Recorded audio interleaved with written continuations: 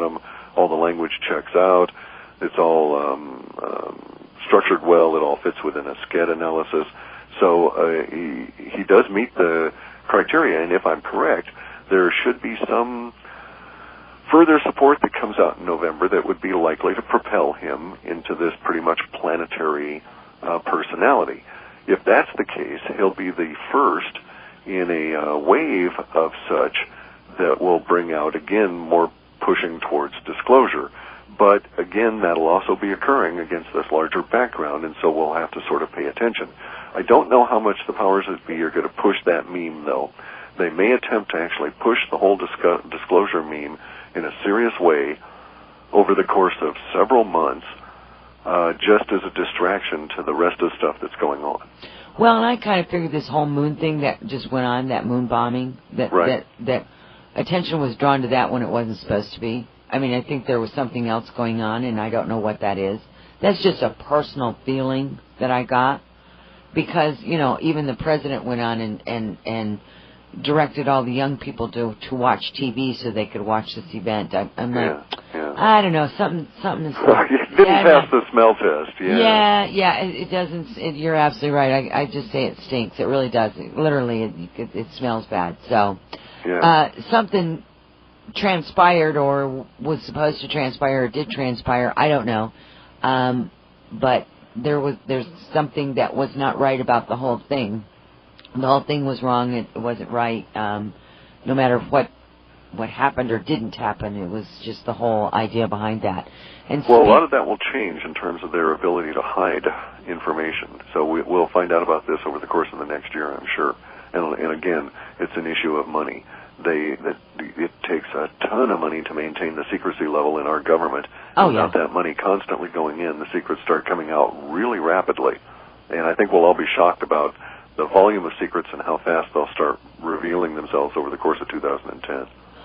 I find that rather interesting, and I can't wait personally. I mean, I can't either. There's some people that aren't going to be able to handle it, but I myself am kind of excited for it. Just a personal thing. And the other side of that is that there's a lot of people that have been speaking out that kind of have been in the background, and they're starting to come forward. And these are not people that were necessarily working for the government. It's just people that knew a lot of different things. And I just get a real strong impression that there is going to be people that we wouldn't even expect to come forward that not necessarily are being paid off. So I think once the ball really starts hitting the road there, as you would say, with, you know, the way the whistleblowers are going to come out, because if their money stops, and, it's like all of a sudden everybody realizes that, I've been loyal to people that could care less whether or not I'm here or not. It was just that I just did their dirty work for them. There's going to be a lot of waking up and a lot of realizations on many Well, there'll be another component of that, too, and that is that once the money stops, the ability to be threatening stops as well, because these same people will realize that, those people that were the strong-arm enforcement side of things are going to be hard-pressed to maintain things with this decreased level of funding. I mean, really hard-pressed. So all kinds of crud's going to come out. Unfortunately, the overall background against which all of this is going to happen is going to be the greatest depression ever, because it's going to be planetary. The level of the impact is going to be greater than the collapse of the Roman Empire, and it'll be accelerated against a background of increasing Earth changes and strange things in our solar system. So all of it's going to hit us really hard over the course of this next year. In fact, it is hitting us.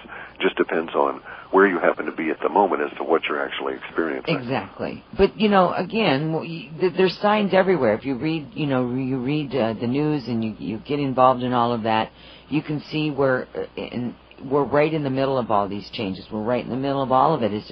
It's already begun, so it's just a question of how fast it goes forward.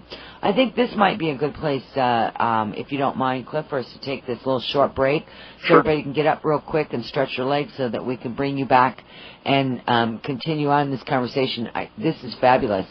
So we're going to go ahead, guys, and take a short break. When we come back, we're going to have more of Clif High right here on Journeys with Rebecca. Do not go away.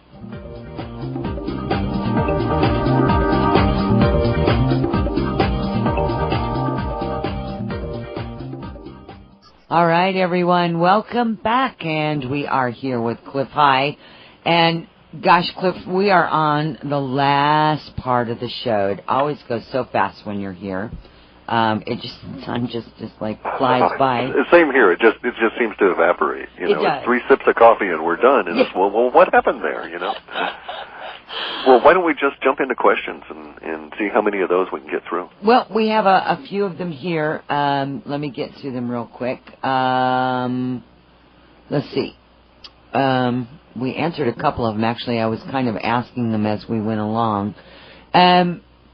This one is regarding the yin-yang. Has there been an imbalance which is now coming into balance, male or female energy emerging? And this one was for you, Clif.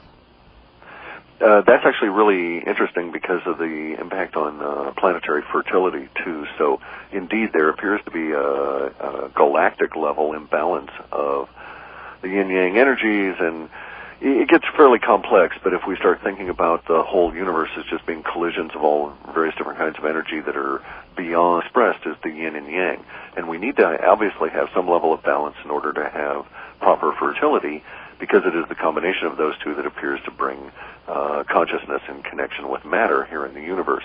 And this may account for, this imbalance may account for all of the increased problems in infertility these past 15 or 20 years that cannot quite adequately be explained by pollution and some of the other problems.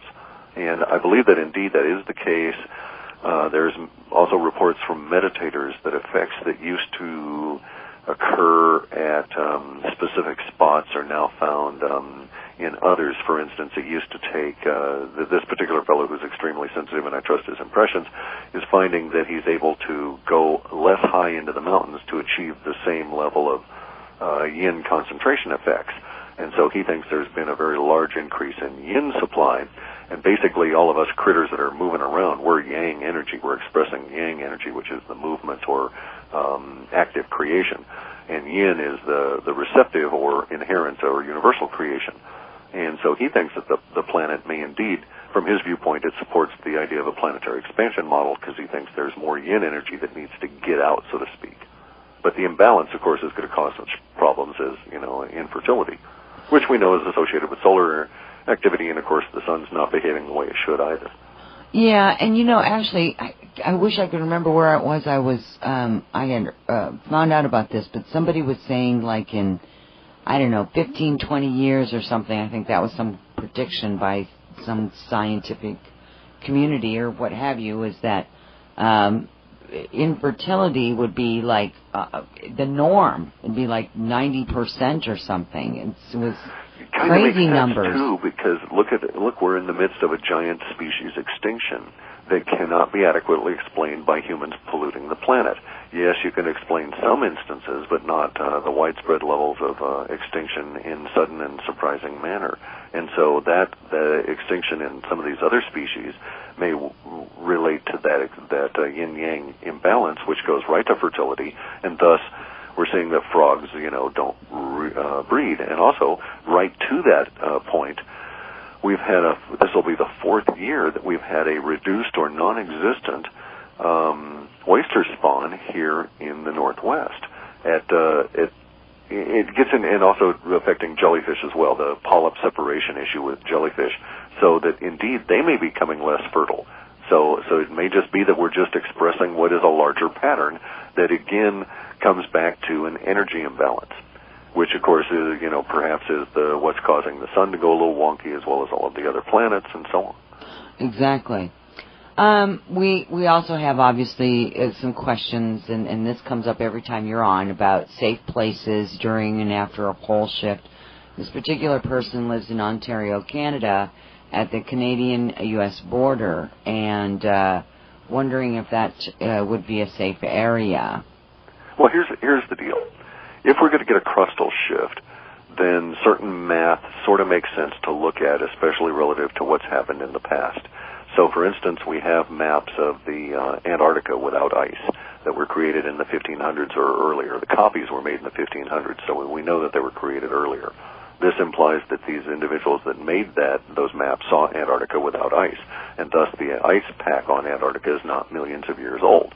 So if it happens relatively rapidly, then we can make certain conclusions, deductions that may be accurate conclusions. And the deductions would go as follows: that in the event of an oblate spheroid, which is what our planet is, with a 13-mile bulge at the equator with all of the water and the accumulated mass there at the equator, then what would occur in a pole shift, in a crustal shift, would likely be a scenario whereby the North America would shift up into the Arctic area, which would include Canada.